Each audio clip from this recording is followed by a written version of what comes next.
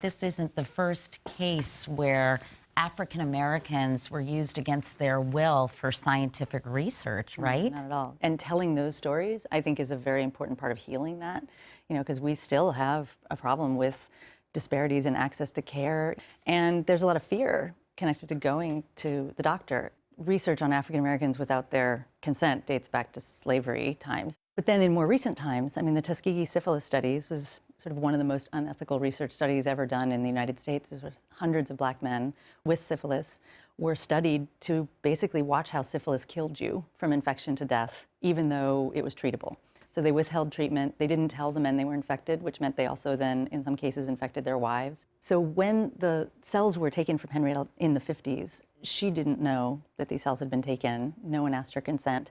And her family didn't know. She died soon after. And for 25 years, her cells were used in research, leading to incredible advances without her family having any idea. And then in the 70s, scientists tracked down her kids to do research on them to learn more about the cells.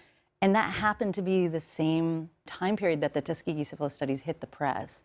So all the newspapers were filled with stories of scientists doing research on Black men without their consent. And so for the Lacks family, it was terrifying, but it also felt culturally like this moment where it was like, see, this is what happens.